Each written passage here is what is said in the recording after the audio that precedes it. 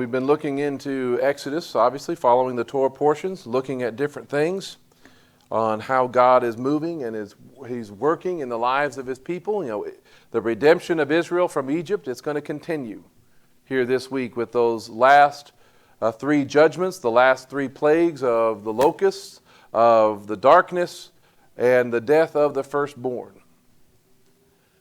And through it all, sometimes it can be easy for us to get bogged down with the plagues and focus on them. It's even easy for us to focus on Moses and his faith, his obedience. Sometimes it may be easy for us to look at and focus on the end times and what these things have to say about our future. There's a lot of different ways to look at and examine what's happening in this Torah portion. But really what we also need to spend some time looking at is, what does all of this say about Him? What does this say about God? We need to focus on, we need to look at what it reveals about Him, about His motives, about His purposes, about His goals, because those are the kinds of things, who He is and His nature and what He likes to do, what He wants to do. Those are the things that are not going to change, are they?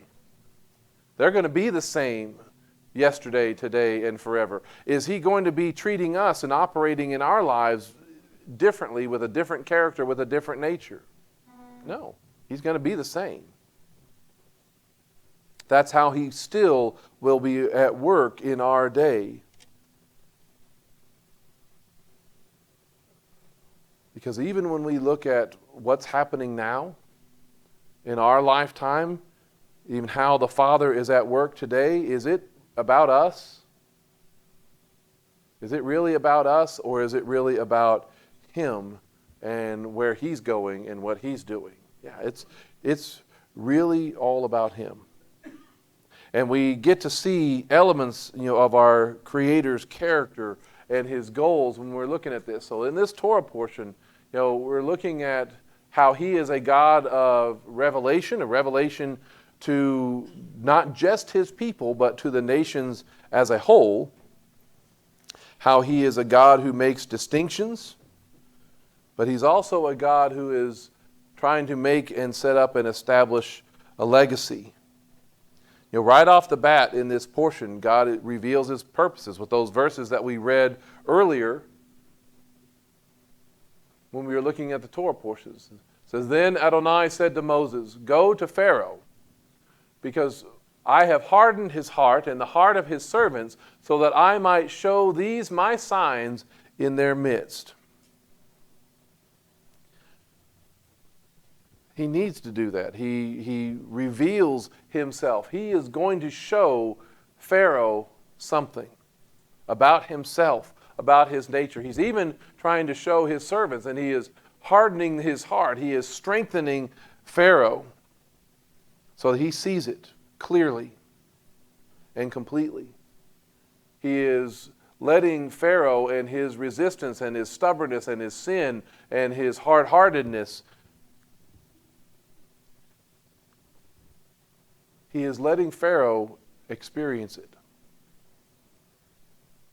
Because ultimately Pharaoh has already admitted that he does not know the Lord. He does not know the God of the Hebrews. He said that back in chapter 5.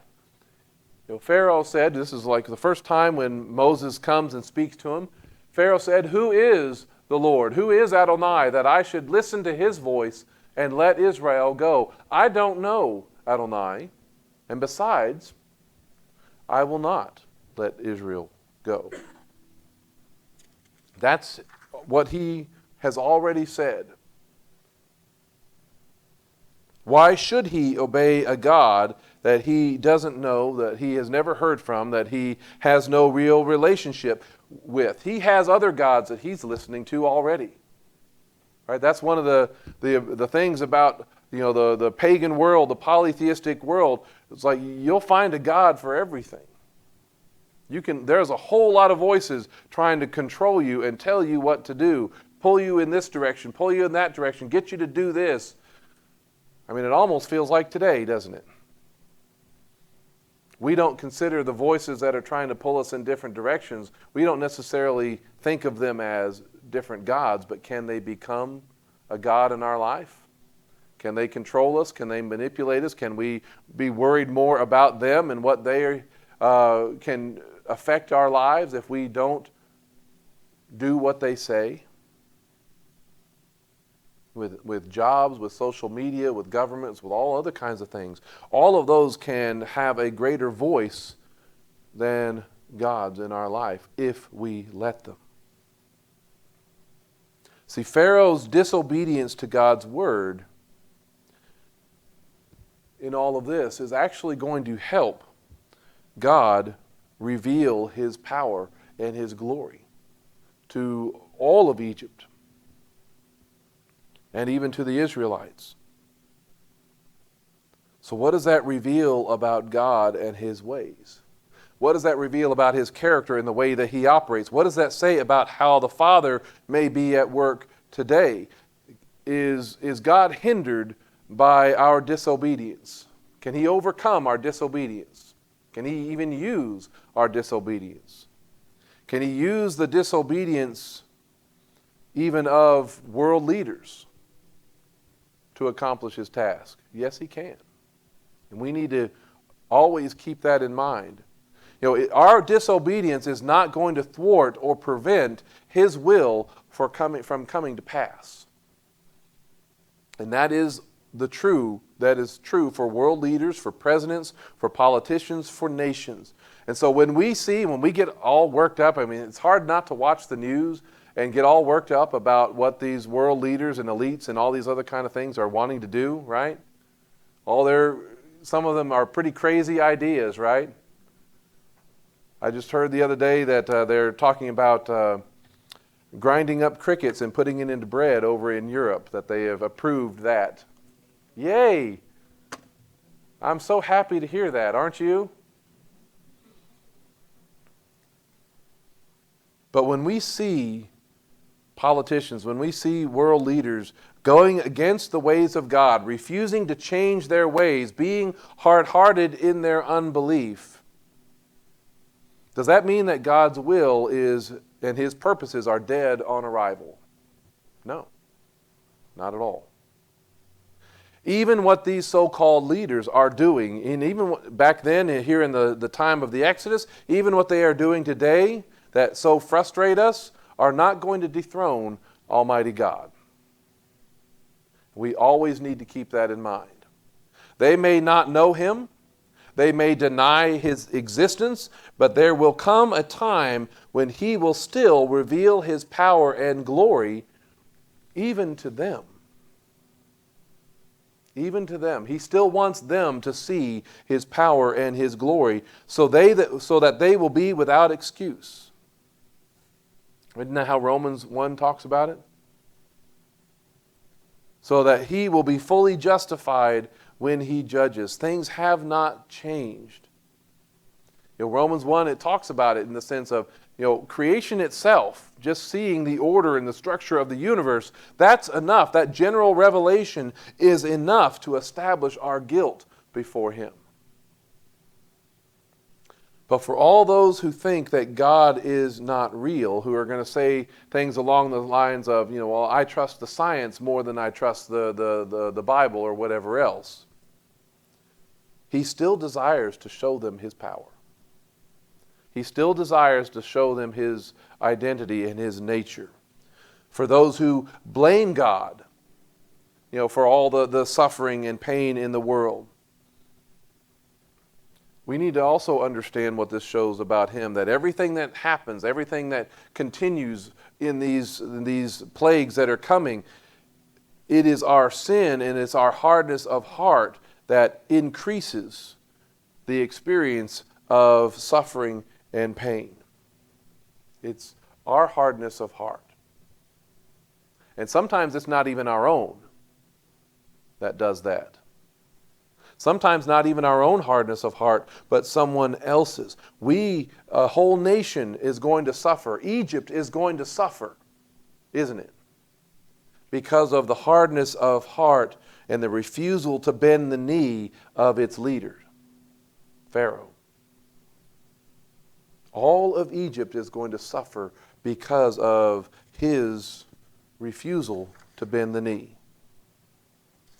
Has that changed? Can our whole nation be affected by the hardness of heart of our leadership? Sure it can. We don't necessarily know how. We don't necessarily get a say in how that works out, but we can be affected by the hard-heartedness of our president, and that can be whether we like him or not. Because I oftentimes get more worried about the ones that I like more than I worried about the ones that I don't like. I'm more worried about the ones, that I think are on my side, and they may not be. We know that Pharaoh, in these passages, he has tried everything to resist. He has always brought up his magicians, his people from Egypt. They would try to mimic God's miracle, and for a while that works. The leaders of the world are going to try to explain away and try to do things. It's like, that's not really a miracle. That's not really something that proves that God is real. Look, we can do that. We have the science, we have the technology, we have all these things. We can explain it away. But eventually even that fails, doesn't it? Eventually even those magicians could not stand before Moses. And Pharaoh also got to watch his own people. In the last Torah portion, they started listening to Moses' words more than his own. They started listening to Moses more than his own authority. When Moses says, look, you people had better start bringing in all of your cattle and all of your servants out from the field, because if you don't, they're all going to die. And Pharaoh might have tried to blow that off and say, no, that's not going to happen. My gods and my strength will prevent that. Well, some of the Egyptians started bringing them in. And those that listened to Moses, their stuff survived. They avoided the plague of the hail. He even calls upon the highest God in his belief system at one point. Y'all know who that is?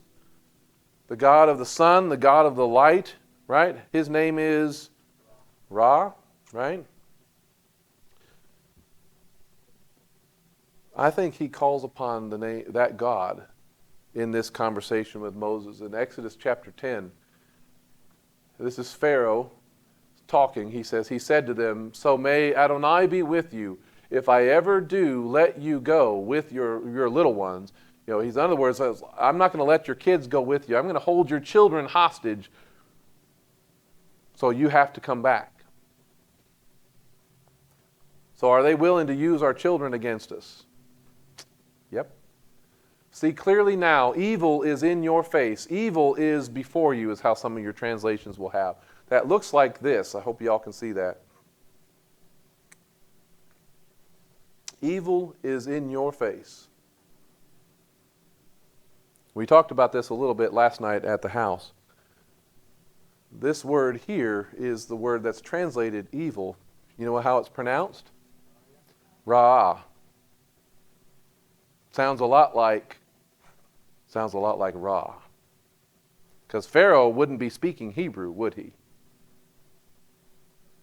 He would be speaking his own language. He's basically saying, see clearly now, Ra is in your face. Ra is before you. That's how I'm starting to understand this conversation.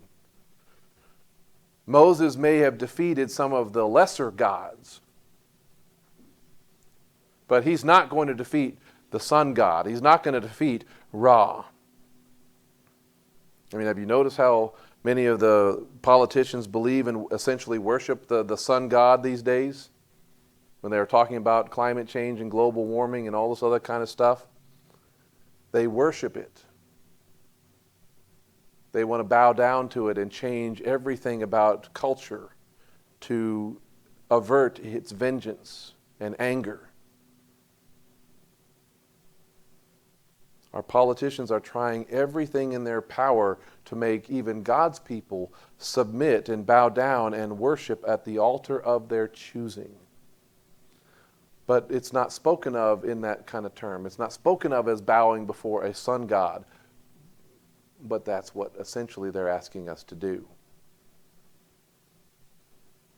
And God does not want his people to bow down before those kinds of things, before any sun god, not to any kind of created thing that he made, only to him.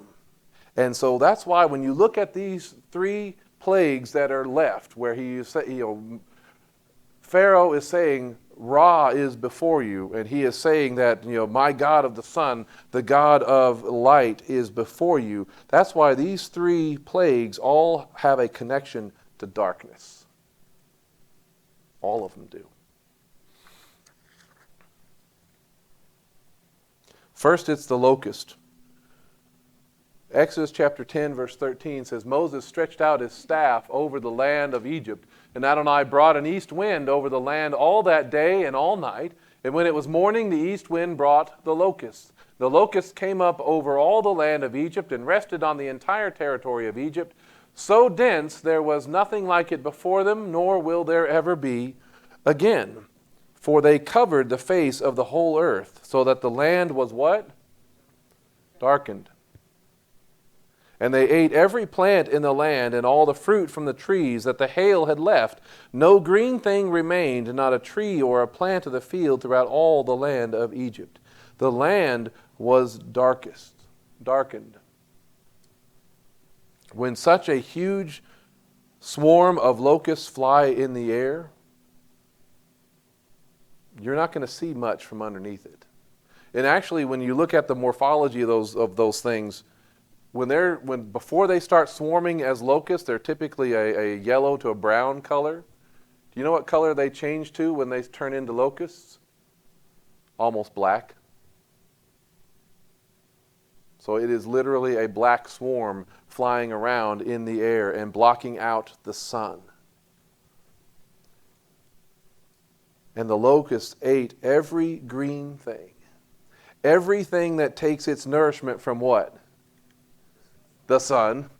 Everything was eaten and destroyed. Anything that they might rely on for food was consumed. And when you look at that word here in this passage, this one here for darkened, it's in the Strong's, it's H2 Hebrew, H2821. It's hasach, and it means to be or become dark, to grow dim or darkened, to black or even be hidden, and that goes along with obscuring or confusing. So it's blocking out the sun, and even the ground that they're walking on is blackened by all of that. I remember growing up when I was a kid and watching the Raiders of the Lost Ark series, or Indiana Jones and all that stuff. I hated the second movie of that one. I don't know if y'all even remember what it was. But one of the worst parts about that movie was there was a part where they were walking through some dark tunnel, and all they hear is just kind of crunching underneath their feet. Anybody else have shivers from remembering that? You remember what they were walking on? All sorts of different bugs and things and that they couldn't even see. And that was like one of the worst. Hated that part. Hated that part of the movie. But they were covering the ground. So the sky was dark up and dimmed up above them, and the ground underneath them was blackened by it, and that's everywhere they walked, they were stepping on those things. The sun was dimmed, blocked out, and hidden by all of these locusts in the air and on the ground. But if, what would Pharaoh say to that? Well, the only reason why it's like that is because of all these locusts that are in the air. Ra is still up there, There may be a cloud and a swarm of these locusts. I know my God is still up there. He's still shining, right? But what does the next plague prove otherwise? So a few verses later in verse 21, so keep this in mind, this word hasach. It says, Then Adonai said to Moses, Stretch out your hand toward heaven, and there will be what? Darkness over the land of Egypt, a darkness that may be felt. And so Moses stretched out his hand toward heaven, and there was a thick darkness in all the land of Egypt for how long? 3 days. Could he blame it on a swarm of locusts this time and say, well, as soon as these locusts are gone, it'll go away? Did Pharaoh know how long this was going to last? He had no clue. All he knew is that all of a sudden it was dark. And this word for darkness, in the numbering system, it's the very next number. It's the word Hosek. So remember, previously it was the H2821. This one is the 2822. So he's using the same kind of word to say what's going on here. And it means darkness, and again, it means obscurity. It also means a secret place. You know, on the previous word, that was the first time that one had been used in talking about the locust. The first time this one was used is Genesis 1:2. You know, darkness covered the deep, right? So this is a darkness that's almost like what it was like for creation in those kind of moments. Both types are darkness, and both of them are related. They're an attack on Ra. And not even Pharaoh's best, his best, highest authority, his highest God, is able to protect him or his people. It's as if there was a massive power outage, a blackout, or all the power lines were down, the electrical grid had been shut down, there was an EMP attack or something. All the things that we sometimes worry about, right?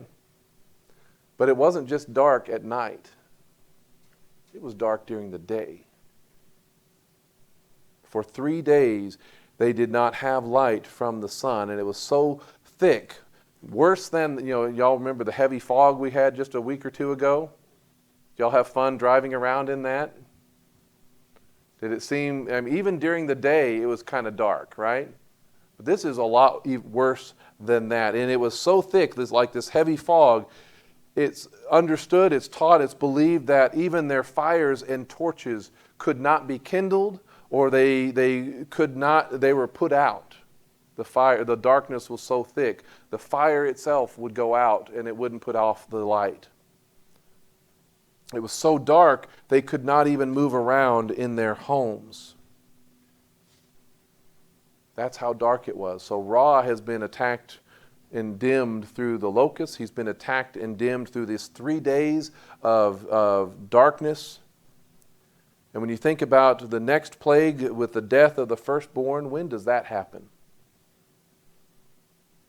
What time does that happen? It happens at midnight.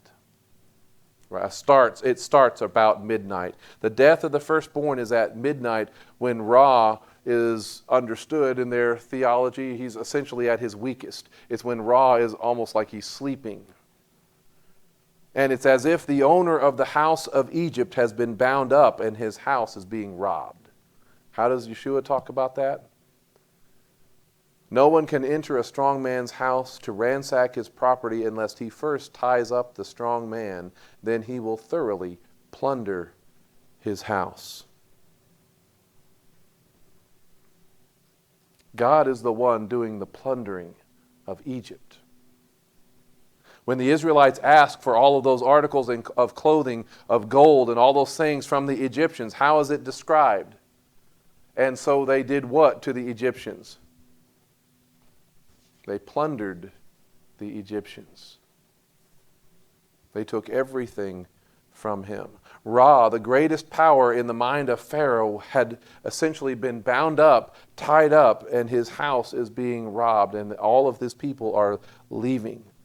And so God is revealing his power, and he is revealing his might to Egypt and all the nations and all the world leaders.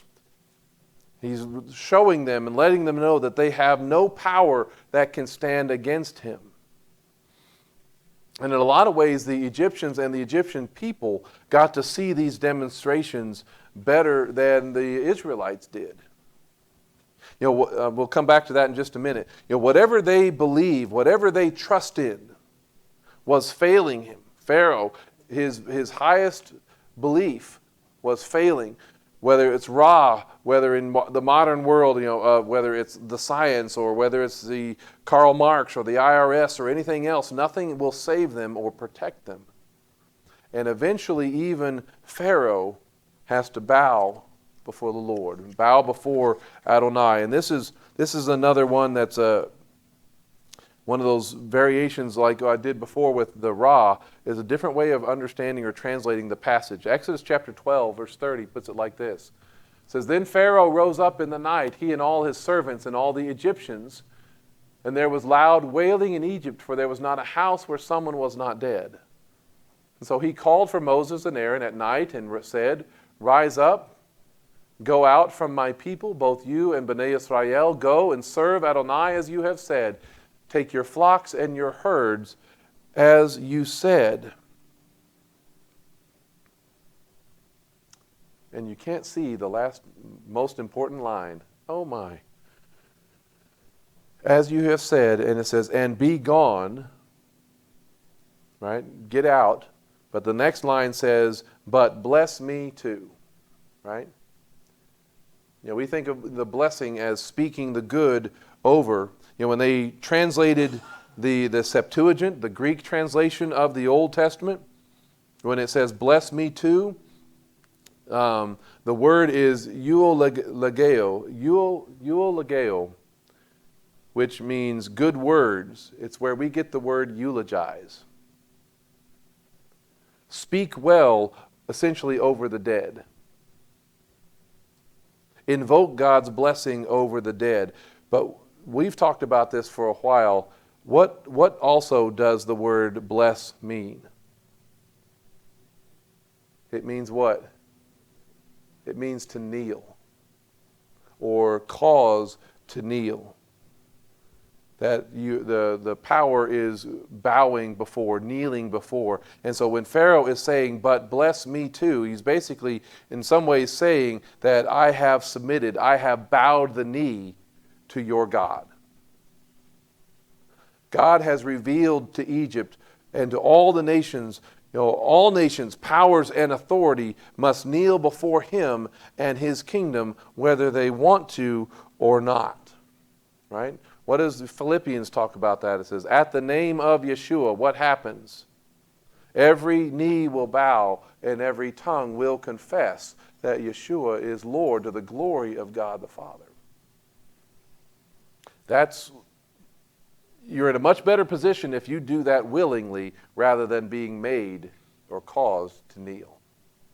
Pharaoh is finding out what it feels like. Egypt is finding out what it feels like when your leadership refuses to bow the knee to God. And it's a concern that we don't want to have leaders like that in our day. And then to add insult to injury, not only is he revealing himself in this way, not only is he causing Pharaoh to kneel, not only is he attacking Ra, his highest god, to add insult to injury, God is making distinctions between Egypt and Israel. All throughout these accounts, he has been saying things like this back in chapter 8. "On that day I will set apart the land of Goshen." That's where they first came to settle. "Where my people are dwelling, except no swarm of flies will be there, so that you may know that I, Adonai, am in the midst of the earth." A lot of times they viewed the world as kind of divided up amongst the various gods, that they were territorial and such. And this is a statement saying, it's like, no, your gods are not keeping me out of Egypt. I'm right there in the midst of it. And I'm going to separate Goshen, which is part of Egypt.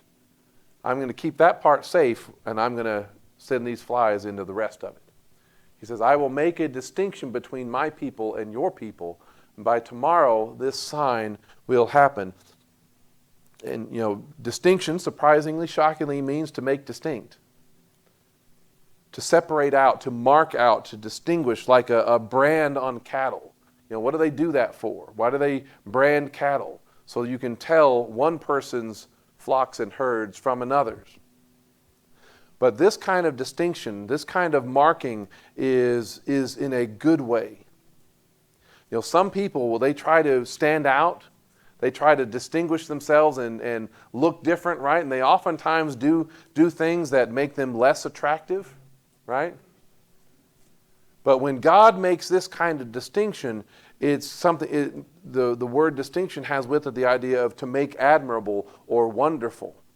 This kind of distinction that God is making is improving the situation. He is making the ones that He is separating and distinguishing, He is making them better. In chapter 9, He does the same kind of thing. It says, the hail struck down everything that was in the fields, both men and animals, all throughout the land of Egypt. It also struck every plant of the field and broke down every tree. Only in the land of Goshen, where Bnei Israel, the children of Israel, were, was there no hail. It says in verse 4, Adonai will make a distinction between the cattle of Israel and the cattle of Egypt, and nothing will die that belongs to Bnei Israel. And when it comes to the idea of the locusts, what's interesting about that, when you read the plague about the locusts, I cannot find a phrase where it says that Goshen is excluded explicitly. It just says all the land of Egypt. All these other times it talks about Goshen being treated differently, but that one it doesn't. And I was thinking about that, trying to figure that out a little bit. Because what if they had the locusts as well? Because Goshen is part of Egypt. Because I was thinking about it, if Goshen still had plenty of fields and food and grazing territory after all of these plagues, what might some of the Israelites have done? They might have stayed. They was like, we got plenty. We don't have to leave. We've still got everything we need right here. But if the locusts had also gone into Goshen and eaten everything there too, they had nothing to stay, nothing to sustain them. But what's the strangest distinction in all of this thing, with how He treats Egypt and how He treats God's people, is in the darkness. In chapter 10, verse 21, verse 23, it says, talking about they could not see one another, this is the Egyptians, nor could anyone rise from his place for 3 days, yet all Bnei Israel had light within their dwellings. Remember, Pharaoh and his people couldn't even light a fire or couldn't keep one going. But how many of Bnei Israel had light? Was it just the ones that lived in Goshen that had light? No, it says all of them. All the children of Israel had light, which would include those that lived outside of Goshen, which would include some of those that lived in the Egyptian cities, who lived in some of the neighborhoods or homes, even maybe right across the street from some of the Egyptians. Isn't that weird to think about?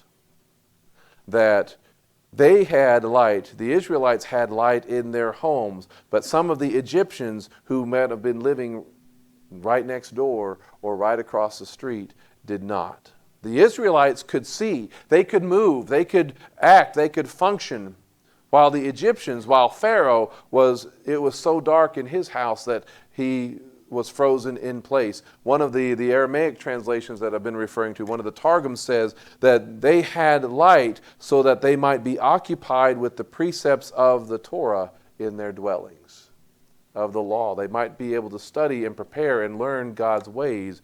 While everything else is trapped off in darkness, you have light so you can study the Torah. And I hope you realize that the situation hasn't really changed all that much. Because people are still living in darkness, aren't they? And there are times where it is a darkness that can be felt. Have y'all ever walked into a person's home or a place of business and you just feel the darkness in it? You notice it. Do they notice it? They don't even know it. That's how things have changed. That's where things are different. There are people still living in darkness. They just can't feel it anymore. They've become so comfortable with the darkness. They prefer the darkness. They're so welcoming of the darkness as the Gospel of John talks about, is because they love the darkness more than the light because of what? Their deeds are evil. Their deeds are raw. But not you. Not God's people. He still wants to distinguish his people from the world that is trapped in darkness. They are living in darkness, and he wants each one of us to move and work and operate in the light. Remember, this whole experience of the redemption from Egypt is understood, is talked about in terms of the birth of a nation. You know, Egypt is essentially the womb where the Israelites started off really small and was able to start growing. And at some point or another, in order for that child to continue to grow and thrive, it's got to come out of there eventually. It can't stay in there, otherwise it will die. In order for it to grow to maturity, it has to be born. And there are birth pains associated with that exodus. Egypt is experiencing those birth pains. Is the second coming going to be like that? Doesn't Yeshua talk about it as these are the beginning of the birth pains? What's going to be born from the birth pains? It's his kingdom, it's his nation, it's his people coming together. The second coming is similar to that. Some people will be in darkness while others are in the light. 1 Thessalonians talks about it like that in chapter 5. He says, "For you yourselves know very well that the day of the Lord comes like a thief in the night, just like the destroyer who came at midnight with the firstborn."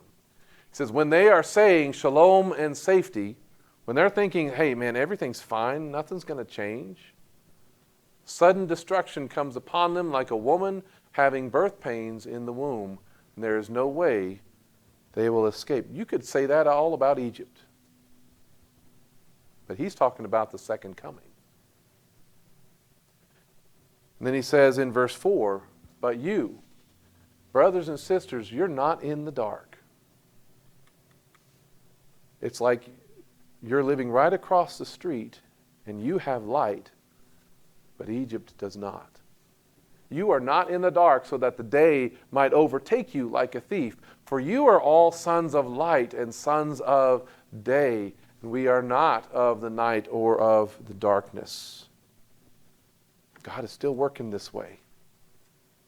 Egypt is not so far different from the world that we live in right now. And so, regardless of whether we ever have power outages, blackouts, or all the other kind of stuff, regardless of whether we have a generator with plenty of gasoline or not, God's people are always supposed to be distinct because we have the light.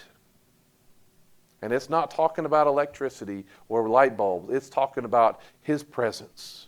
It's talking about his word, his light in our life. We have Messiah Yeshua. We have the Torah to study in our homes. We have the scriptures to study in our homes because all scripture is God-breathed and useful for teaching, rebuking, correcting, and training in righteousness. We should always have light in our homes, even if our neighbors are in darkness. But what sets us apart, what distinguishes us is a light that we then aren't supposed to keep to ourselves. We're supposed to share it so they don't remain in darkness, so they can come out of Egypt and even go with us as we are leaving Egypt. See, no matter where we live, whether it's in Goshen or dispersed throughout all of Egypt, we can have light in our homes. And when God's people, when the Jewish people are gathered from where they have been scattered, are a mixed multitude from all the nations going to be going with them. That's what happened at the Exodus. A mixed multitude of people went out with them. Non-Israelites left Egypt with them. And that's going to be the case in the future as well. We have and we will join with them, and we will become, citizens of, we have and we will become citizens of the Commonwealth of Israel because of our faith in Messiah Yeshua. We have and we will become members of God's household and adopted children of Abraham, counted as his children by faith. In the same way that Ephraim and Manasseh were counted as whose children? Jacob counted them as his children. That's how we are. That's how we are Abraham's children. And he will distinguish us. He will make us a new creation. The old has gone and the new has come. Is that an improvement from our old self? So he is distinguishing us. He is setting us apart. He is making us better.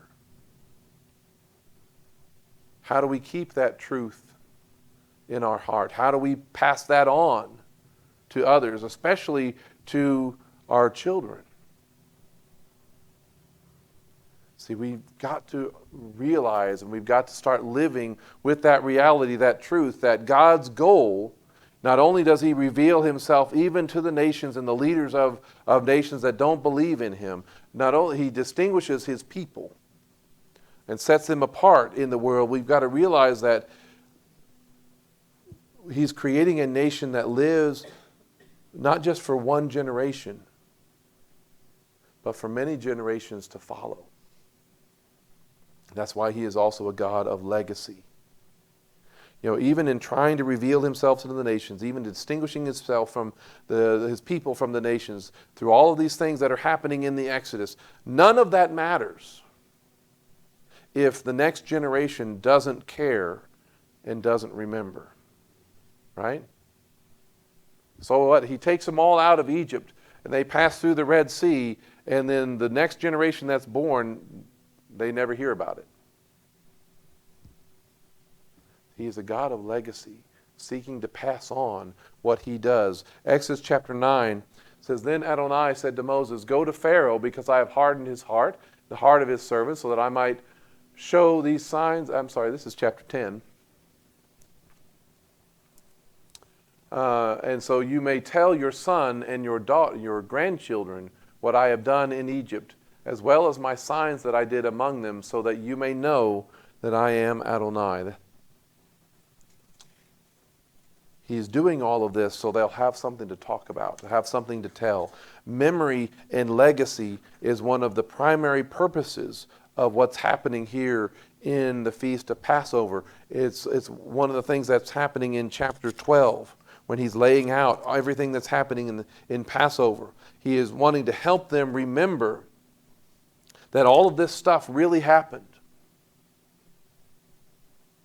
That's the reason why we need to start keeping, if you haven't already, started keeping the feast, the meal, the Passover every year.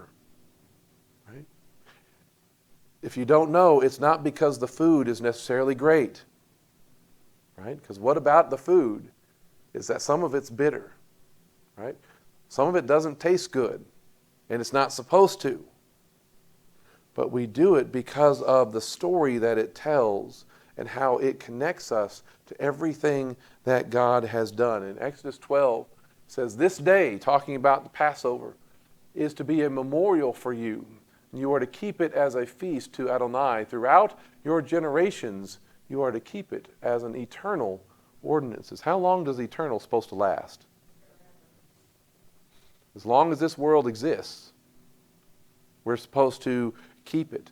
How many of y'all, might be your first time going to keep the Passover this year? Most everybody's done it before in some way. That's all right. That's good. This is what it's for. It's so that the future generations, people like us, will be able to know and understand what God has done in our redemption. He says in verse 24, he says, Also you are to observe this event as an eternal ordinance for you and your children. So one of the primary purposes of it is to pass on the knowledge and the experience. When you come into the land which Adonai will give you as he has promised, And when they get comfortable and settle down in the promised land, and they might start to think, when were we ever in Egypt? My son doesn't remember living in Seattle, Washington.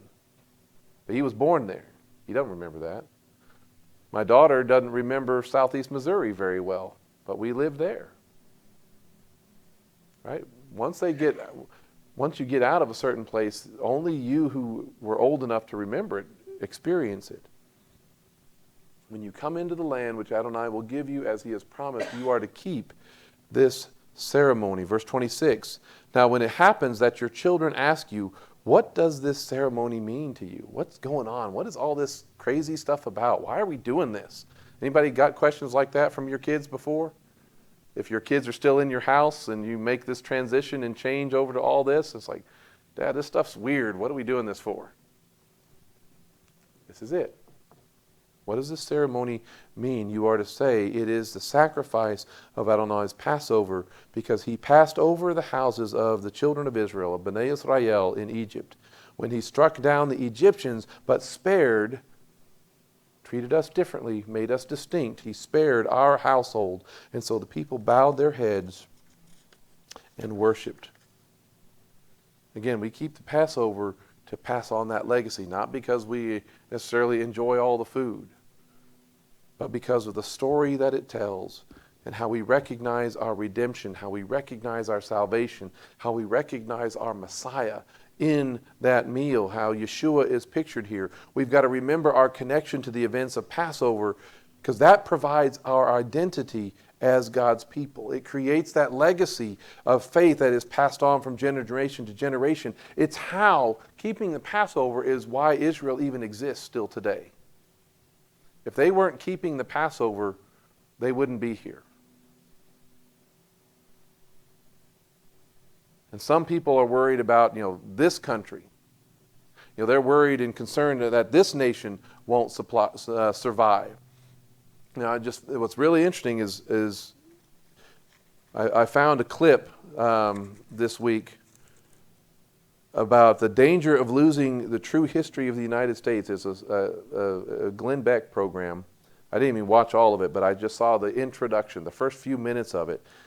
And his fear is about the United States. But listen to this, and instead of talking or thinking about America, put it in the context of Passover and what Passover is all about. This is what he has to say. What is the fastest way to destroy a people? Take their history from them. Keep them dumb, stupid, and not knowing where they came from. Once you lose the story of America, America no longer exists. No one fights because they don't know what they're fighting for. Nobody stands up because, why would I? Right? Does that sound right? He's right. But America is not really our focus. He's also right about the Passover. He's right about the Jewish people. He's right about believers in Yeshua. Without the Passover, and most of us have grown up without it, haven't we? Most of us grew up in churches that had nothing to do with it, or very little.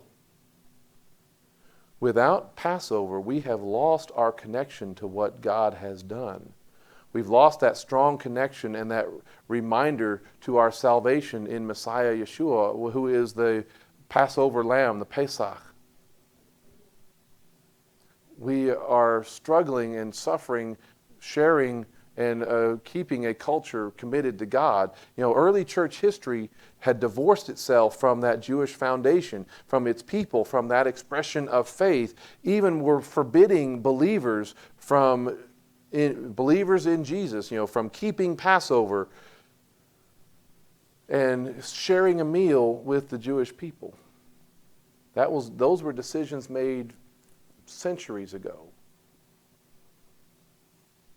And by doing that, that's far worse than any rewriting of history of America that's going on now. Deliberately breaking that connection to Passover has broken that legacy of faith. And we need to continue. We need to start bringing those things that were broken back. And more of God's people need that light of Passover to bring that light back into their homes. And it's the means by which He's provided to help us do that. And we need to know that in the days ahead, it's going to become more and more important in order for us to know who we are as God's people. It's going to become more and more important for us because God is going to be revealing Himself to the leaders of the nations. And are they all just going to say, as soon as God reveals something to them, are they all just going to bow the knee on the first try and everything's going to go great? Or are they going to be hardening their hearts? Most of them are going to be hardening their hearts. And their hardness of heart is going to trickle down to the rest of the people of their nation. We should expect it to work that way. It should not surprise us. Whole nations are going to suffer as a result, and we may already be feeling some of that. So we shouldn't be surprised when God's people then start being distinguished from the rest of the world. When there are things that the world is enduring that we are not. That doesn't mean that we get off from everything. I mean, we have to pay high egg prices too, right? But not all of it. We should not expect to experience all the consequences and all the darkness that they do, because we have the light. And we should seek all the more to connect with our past and pass on that legacy of faith for as long as we can. And shine that light as bright as we can. Because as the darkness increases, the light is supposed to get brighter and become more and more noticed. Amen? That's what we should expect to see. That's the kind of people we need to be. And pass on that legacy of the faith into the future as much as possible.